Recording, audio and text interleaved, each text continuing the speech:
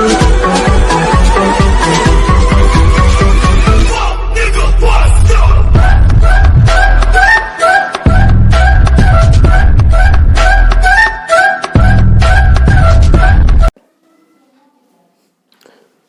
Friend, मैं तनी आप सभी का स्वागत करता हूं आपके अपने चैनल इलेक्ट्रिकल रिसर्च अकेडमी के ऑनलाइन पोर्टल पे।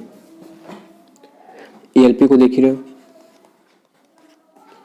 बीएसपीसीएल टेक्नीशियन,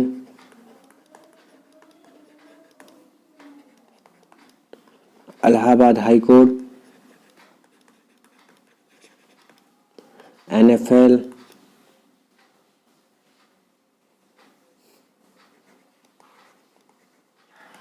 आरआरबी, जेई, एनटीपीसी, इन सभी में तुम्हारे क्या है, बेसिक क्वेश्चन जनरल साइंस के होंगे ही होंगे। ठीक है, जनरल साइंस के होंगे ही होंगे, यानी ऐसे क्वेश्चन जो तुम्हारे क्लास एक तरीके से हैं तो 4 से लेके 10 तक के एनसीईआरटी में होंगे। ठीक है, उसके बेस पे, उसके सिलेबस के बेस पे तुम्हारे क्वेश्चन रहने वाले हैं। ठीक है, तो हम लोग एक सेशन स्टार्ट करेंगे, सीरीज कर लेते हैं, जो जनरल साइंस के होंगे। ठीक है, स्पीडी बेसिस होगी। ठीक है, स्पीडी के बेस पे होगी। ठीक है, ऑप्शन नहीं होंगे, बट ये है कि जब याद होगा तभी मार पाओगे, नहीं तो ऑप्शन रहेगा तो और कंफ्यूज हो जाओगे। ठीक है, तो इस बेसिस को ध्यान में रखते हुए हम लोग क्या करेंगे, एक सेशन स्टार्ट कर रहे हैं जो जनरल साइंस का होगा। ठीक है, क्वेश्चन बहुत ज़्यादा इंपॉर्टेंट होंगे, हर साल पूछे जाते हैं, और ये तुम्हारे जितने भी क्वेश्चन है ये तुम्हारे आरआरबी की ही क्वेश्चन है। ठीक है, तो सेशन ध्यान से देखना, और सेशन पसंद आए तो इसको सेशन को लाइक से जरूर कर देना, और चैनल पे पहली बार होगा तो चैनल को सब्सक्राइब भी जरूर कर देना। चलो पहला क्वेश्चन देखते हैं क्या पूछा है। पहला क्वेश्चन है कि विद्युत मोटर एसी के आविष्कारक कौन थे। अच्छा देखो, मोटर की बात बोल रहा है। मोटर पहले तो 2 प्रकार की होती है, एक एसी होती है, दूसरी डीसी मोटर होती है। और कोई भी मोटर हो, एक तरीके के हैं जो इसके इन्वेंटर थे, खोज करता थे, वो कौन थे, निकोला टेस्ला थे। ठीक है, टेस्ला एक और चीज़ की इकाई होता है, बहुत ज़्यादा पूछा जाता है, किसकी होती है, टेस्ला इकाई। तो सर ये टेस्ला जो इकाई होती है वो मेरी क्या होती है, चुंबकीय फ्लक्स डेंसिटी, जिसको घनत्व बोलते हैं, इसकी इकाई होती है। ठीक है, तो इसका सही आंसर क्या हो जाएगा, निकोला टेस्ला इसका सही आंसर हो जाएगा। सही है, चलो अगला। स्वर्ण की शुद्धता किस इकाई में मापी जाती है। देखो, स्वर्ण की शुद्धता किस इकाई में मापी जाती है, तो इसको किस में बोलते हैं, कैरेट में बोलते हैं, कैरेट में बोला जाता है। इससे क्वेश्चन क्या पूछा जाता है कि अगर 22 कैरेट का सोना हो या 20 कैरेट का सोना हो, तो उसमें जो कैरेट की मात्रा है, CaROT है, ठीक है, जो कैरेट की मात्रा है वो कितने परसेंट है, मतलब सोने की मात्रा कितने परसेंट है। तो इस पर सवाल पूछा जाता है, जैसे 20% होता है या 22% है, होता है तो 80% है, 60% है, या 90% है, इस हिसाब से पूछी जाती है। मैक्सिमम कितने कैरेट का हो सकता है सोना, तो सर 24 कैरेट का हो सकता है सोना। ठीक है, तो इस चीज़ को याद रखना, इसका सही आंसर जो हो जाएगा वो मेरा कैरेट हो जाएगा। अगला क्वेश्चन, गति के नियमों का प्रतिपादन कितने किया था, प्रतिपादन। तो गति के जो नियम है, गति के 3 नियम है, उसका प्रतिपादन कितने किया था, तो न्यूटन ने किया था। देखो पहले नियम की बात करें, गति के पहले नियम, लॉज ऑफ मोशन के पहले, तो हमको पता है कि v इक्वल टू क्या होता है, u प्लस at होता है। सेकेंड की बात करें तो क्या होता है, s equal to ut plus half a t square. ठीक है, तीसरा क्या होता है, तो सर ये हमारा होता है v स्क्वायर बराबर u स्क्वायर प्लस 2as होता है। ये तीनों बहुत ज़्यादा पूछे जाते हैं, इसमें न्यूमेरिकल तुम्हारे पूछे जाते हैं। ठीक है, पिछले साल 2018 के एलपी में भर भर के न्यूमेरिकल पूछे गए थे, तो न्यूमेरिकल पूछे जाते हैं। सही है, एक चीज़ इसमें ये पूछता है कि इससे हम किसके बीच ग्राफ खींच सकते हैं, इसमें किसके बीच ग्राफ खींचा जाता है और इसमें किसके बीच ग्राफ खींचा जाता है। तो याद रखना, कोई भी हो, हमको तुमको हमेशा क्या करना है, यू एंड ए को क्या कर देना है, कॉन्स्टेंट कर देना है, या फिर एक तरीके से कहें तो अवॉइड कर देना है। ठीक है, जब u और a अवॉइड करोगे तो क्या बचेगा तुम्हारे पास, केवल v बचेगा और t बचेगा। तो किसके बीच खींची जाती है, v तथा t के बीच ग्राफ खींची जाती है। ठीक है, इसमें देखो u हटा दिए, a हटा दिए, इसमें तुम क्या किए, u हटाए, a हटाए। ठीक है, इसमें तुम क्या किए, एक यू हटा दिए, एक ही हटा दिए, किसके किसके बीच खींचा गया, तो सर ये एस एंड टी के बीच खींचा गया। यहाँ पे यू हटाए, ए हटाए, किसके किसके बीच खींचा गया, तो सर ये वी एंड एस के बीच खींचा गया। सही है, तो इस तरीके से क्वेश्चन पूछे जाते हैं, बहुत ज़्यादा इंपॉर्टेंट है। तो फिलहाल खोज किसने की थी, तो सर ये की थी हमारी न्यूटन ने की थी। किसने की, सर ये खोज जो की थी हमारे न्यूटन ने की थी। ठीक है, भाई जो ग्रेविटेशन की खोज किए थे। सही है, चलो अगला, dt का उपयोग किस रूप में किया जाता है। ठीक है, देखो dt क्या होती है, कीटनाशक होती है, और एक होती थी DDT। ठीक है, एक्चुअली ये DDT ही है। ठीक है, DDT लिखा है, DDT जो होती है क्या होती है, कीटनाशक होती है। और एक तरीके से कहें ये इतनी खराब चीज़ होती है ना, कि पहले क्या होता था कि खेत में पानी है, उसमें DDT का छिड़काव करिए, फिर वो जिस नहर में जाता था, जिस नदी में जाता था, वहाँ की मछलियों को भी मार देता था। ठीक है, तो इसका क्या किया गया, कुछ देर के लिए इस पर बैन भी लगा हुआ है। ठीक है, यानी तुम इस DDT का यूज़ नहीं कर सकते। तो कीटनाशक के रूप में यूज़ किया जाता है किसका, DDT का। सही है, इसको याद रखना, DDT का यूज़ कीटनाशक के रूप में करते हैं। धोवन सोडा का रासायनिक नाम क्या है, सोडियम कार्बोनेट। कभी कभी ऐसे लिख देगा,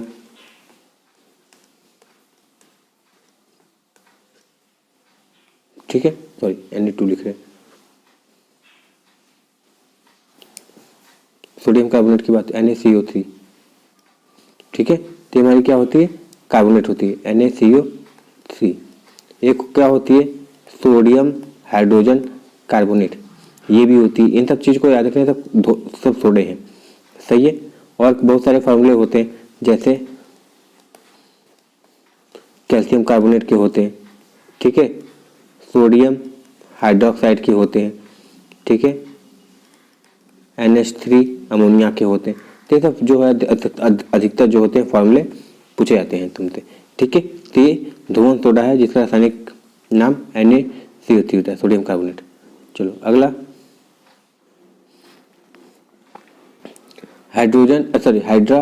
हड्डियों तथा दांतों का मुख्य घटक क्या होता है, हमको पता है कि सर जी सबसे इंपॉर्टेंट तो इसमें क्या होता है, कैल्शियम होता है।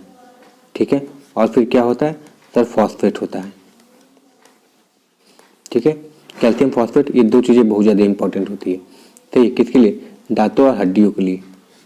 ठीक है, कांसा किसका मिश्र धातु है, सर कांसा जो मेरा होता है तांबा और टीन का मिश्र धातु होता है, यानी कॉपर प्लस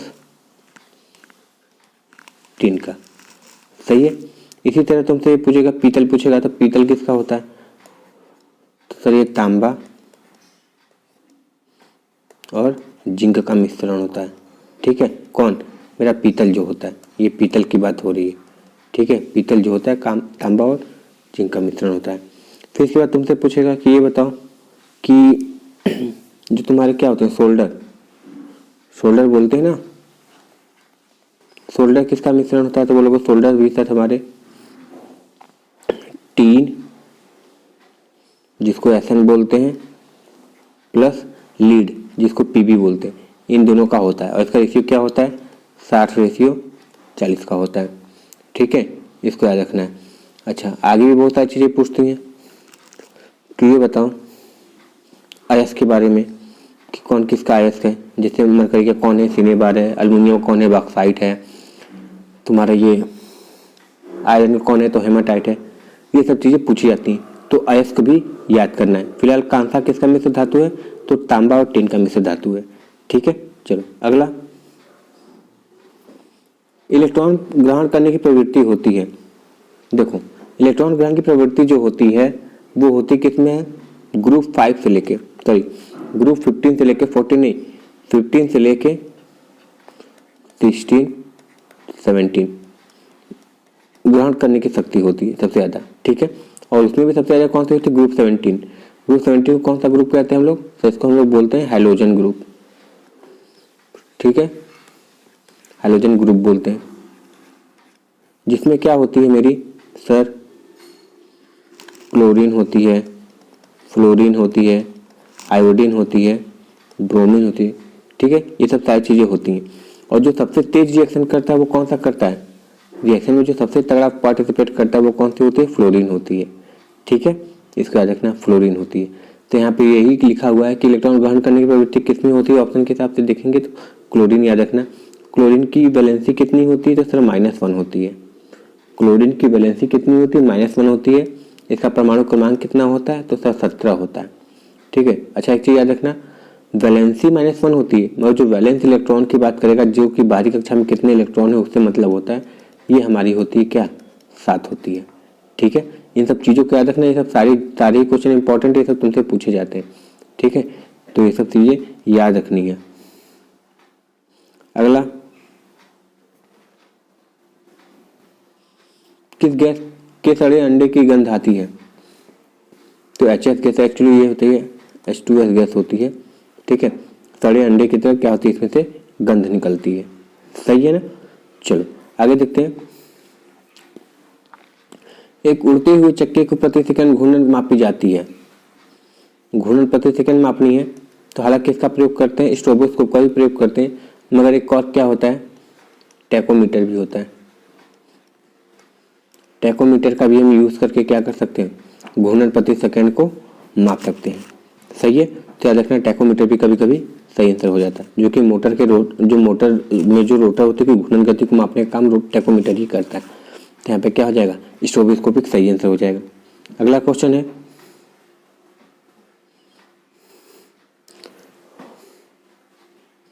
द्रव की बिंदु द्वारा सिकुड़ने तथा न्यूनतम आयतन ग्रहण करने की प्रवृत्ति क्या कहलाती है, पृष्ठ तनाव, जिसको इंग्लिश में क्या बोलते हैं, सरफेस टेंशन।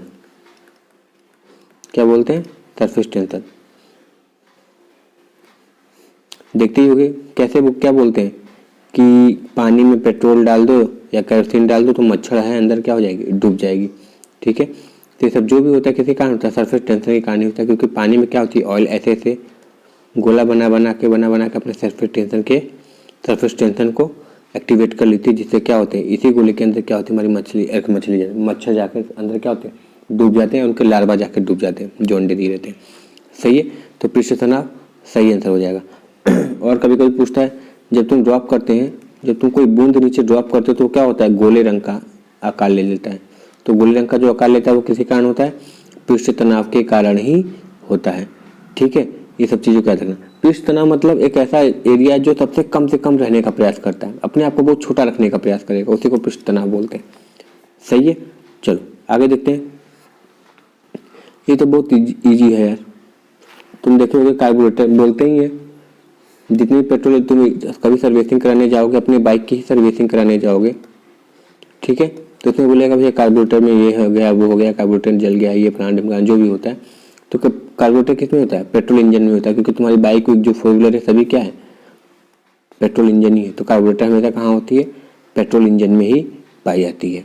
ठीक है, तो इसको याद रखना है। अगला क्वेश्चन है, डायोड में धारा बहती है, डायोड का सिंबल बनाते एक तरीके से, कभी कभी सिंबल पूछ लेगा तो डायोड का सिंबल ये है, ये P है, ये N है। ठीक है, ये क्या है मेरी, ये मेरी P है और ये N है, ये पॉजिटिव है, ये निगेटिव है, यानी ये एनोड है और ये कैथोड है। याद रखना डायोड हमेशा किस दिशा में धारा बहाती है, एक दिशा में, एक दिशा में धारा बहाती है, इसीलिए इसका नाम क्या पड़ा, यूनिडायरेक्शनल होता है। ये क्या होता है, यूनिडायरेक्शनल होता है, क्योंकि एक दिशा में ही धारा प्रवाह होती है। ठीक है, एक दिशा में धारा प्रवाह होती है। आगे फिर ये क्या होता है, देखो धारा किसमें प्रवाह करेगा, कभी कभी ये पूछता है, याद रखना फॉरवर्ड बायस में,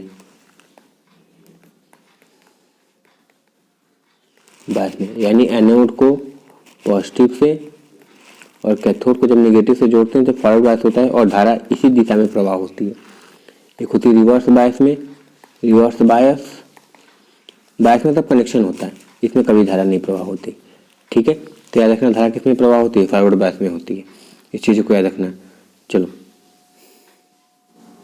अब पूछा है श्यानता की इकाई क्या होती है, सबको पता है पॉइस होती है। श्यानता मतलब इंग्लिश में विस्कोसिटी बोलते हैं। विस्कोसिटी का नाम सुने होंगे, सिंपल भाषा में लिक्विड में लगने वाले जो तुम्हारे फ्रिक्शन होते हैं वो विस्कोसिटी पे ही निर्भर करता है।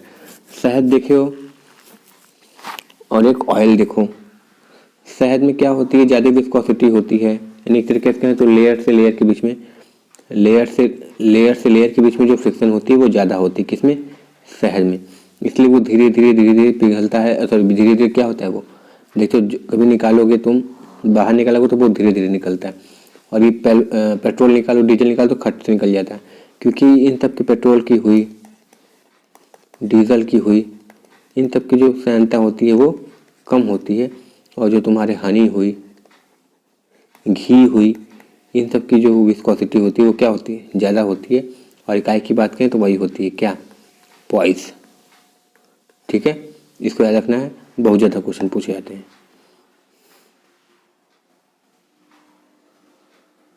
अगला क्वेश्चन, निकट दृष्टि दोष। अच्छा देखो याद रखना, निकट दृष्टि दोष में कभी कभी ये पूछेगा कि निकट दृष्टि दोष में क्या होता है, दूर की चीज दिखाई देती है कि पास की। तो याद रखना, जिस चीज की दोष होती है वही पास दिखाई देता है, यानी निकट दृष्टि दोष है ना, तो इसमें क्या होगा, पास का दिखाई देता है, ठीक है, और दूर का नहीं दिखाई देता है, ठीक है, दूर का नहीं दिखाई देता,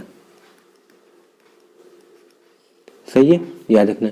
इसलिए इसमें अवतल, अवतल मतलब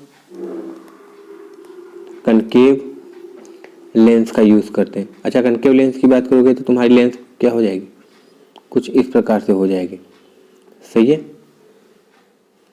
कुछ इस प्रकार से तुम्हारी लेंस हो जाएगी। देखो कभी कल पिछली बार जो एलपी हुआ था इसमें ये सब पॉइंट बहुत ज़्यादा पूछा था कि इस पॉइंट को क्या बोलते हैं, तो सर ये पॉइंट हमारी क्या कहलाती है, पी कहलाती है। यहाँ पे क्या होती है, पॉइंट सी होती है जिसको रेडियस ऑफ कर्वेचर बोलते हैं, और बीच में क्या होती है, एक एफ होती है। इसकी दूरी यहाँ से यहाँ तक कितनी होती है, तो सर ये आर होती है।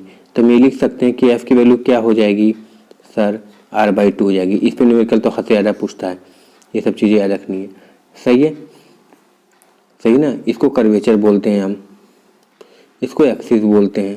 तो ये सब क्वेश्चन बहुत ज़्यादा पूछे जाते हैं तुमसे, ठीक है, तो ये सब चीज़ें याद रखना। तो किसका यूज़ करते हैं, अवतल का। अवतल क्या करता है, दूर की चीज़ दिखाने में भी सहायता प्रदान करता है, यानी मदद करता है, ठीक है, तो ये सब चीज़ याद रखना।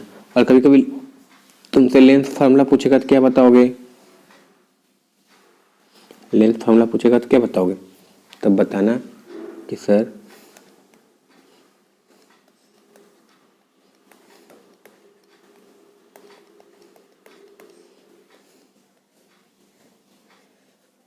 ठीक है, मिरर फार्मूला, लेंस फार्मूला इसी टाइप के होते हैं, ठीक है।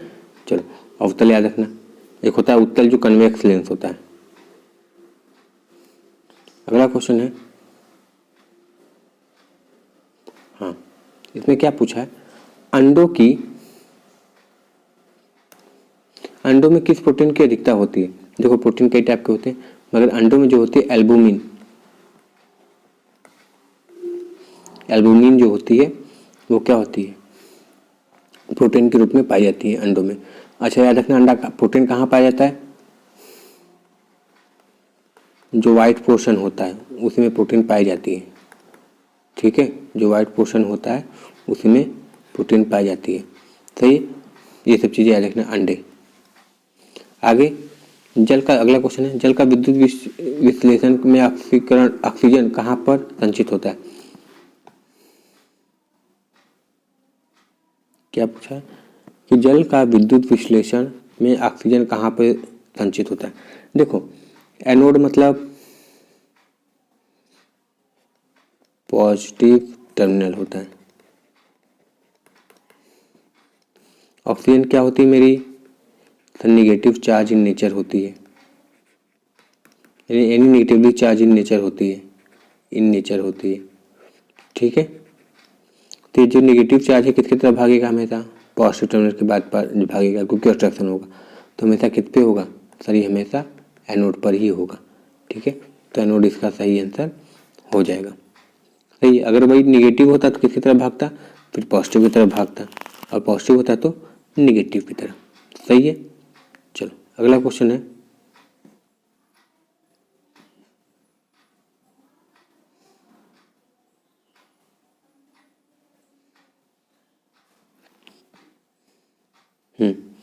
गोबर गैस, गोबर गैस के मुख्य रूप में पाई जाती है। गोबर गैस है, कभी कभी इसको बायोगैस भी बोलते हैं, कभी कभी इसको बायोगैस भी बोलते हैं। तो इसमें कौन सा गैस पाया जाता है? सबसे देखो, सबसे इंपॉर्टेंट होता है कौन सा गैस? तो मीथेन गैस पाया जाता है, मीथेन गैस। अच्छा, मीथेन का फॉर्मूला देखें तो क्या होता है? CH4 होता है। दूसरी कहानी, इसी को क्या बोलते हैं हम? नेचुरल गैस बोलते हैं, ठीक है। अच्छा, इसी को और क्या बोलते हैं? इसी को हम मार्स गैस भी बोलते हैं। क्या बोलते हैं?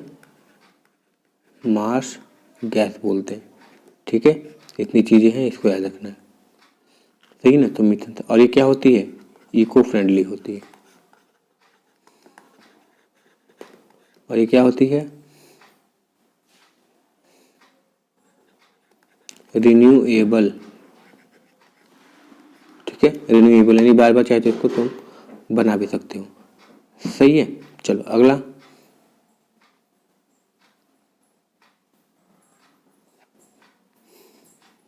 जूट में जो सरण प्रक्रिया होती है, जूट, जूट समझ रहे हो? जो तुम्हारे सूती बोरी वोरी होती है, या फिर जो एक रस्सी आती है जो कोकोनट के छिलके से बनाई जाती है, उन सब में जो तुम्हारी सड़न प्रक्रिया होती है वो किसके कारण होती है? तो सूक्ष्म जैविकी होती है, ठीक है, यानी माइक्रो ऑर्गेनिज्म के कारण। माइक्रो ऑर्गेनिज्म, जिससे वायरस हो गई, बैक्टीरिया हो गई, ये सब माइक्रो ऑर्गेनिज्म में आते हैं, जिसको तुम नंगी आंखों से नहीं देख सकते, मगर एक्चुअली क्या करते हैं, उनका अस्तित्व होता है, ठीक है। तो ये सब चीज़ें हैं। अगला,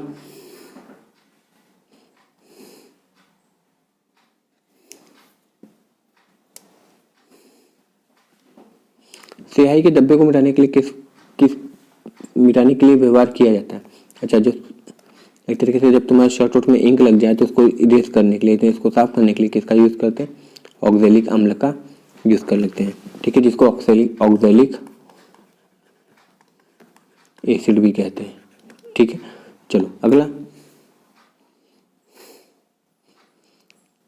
ये सब रट लोगे, क्वेश्चन फंस जाते हैं। 1 किलोवाट घंटा बराबर होता है, देखो यहाँ पे कुछ गलत लिख दिया है, हम इसको सही से लिखते हैं। 1 किलोवाट आवर बराबर क्या होता है? 1000 वाट आवर, ठीक है, जो कि किसके बराबर है?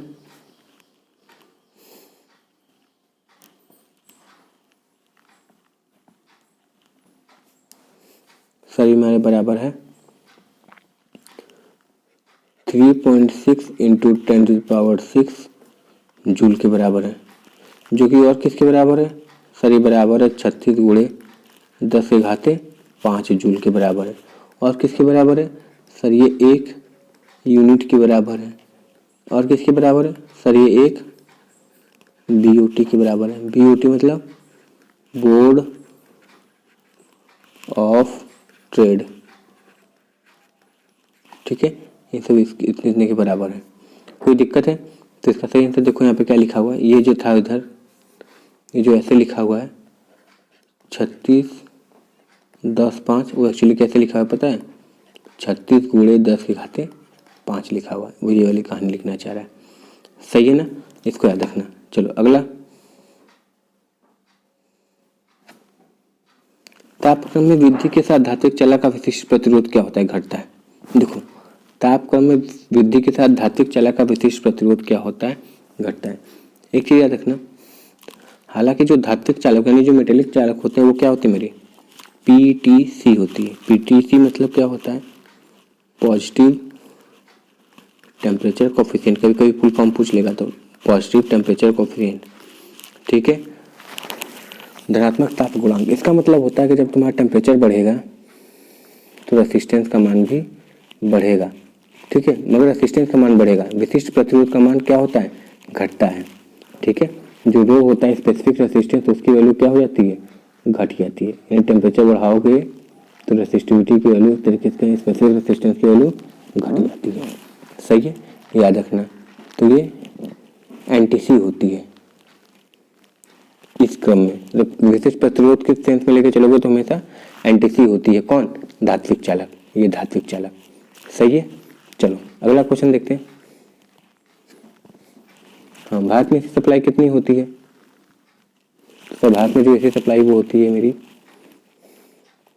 50 हर्ज 230 वोल्ट। और यही फॉरेन कंट्री में कितनी होती है सर, वो जी ये 60 हर्ट्ज 110 वोल्ट। ठीक है, ये सब चीज़ों का। अच्छा ये एसी है कि डीसी है, तो सर ये एसी होगा। ये एसी है कि डीसी, सर एसी ही होगा। क्यों? क्योंकि जहाँ पे 50 आ जाती है वो हमेशा क्या हो जाता है, एसी हो जाता है। ठीक है, तो आई होप ये क्वेश्चन पसंद आएगा, क्वेश्चन देखे होंगे। ठीक है, कम से कम 25 से 30 क्वेश्चन देखने का प्रयास किए और सभी क्वेश्चन क्या है, बहुत ज़्यादा इंपॉर्टेंट है। और याद भी रखना ये आरआरबी में पूछे गए क्वेश्चन है। ठीक है, आरआरबी आस्क क्वेश्चन है, इसको ध्यान से देख लेना। और भी सेशन हम लोग आगे लेके आएंगे। सेशन पसंद आए तो बाबू लाइक शेयर जरूर कर देना, और चैनल पर पहली बार होगा तो चैनल को सब्सक्राइब भी जरूर कर देना। मिलते हैं नेक्स्ट वीडियो में। Thank you very much and all the very best.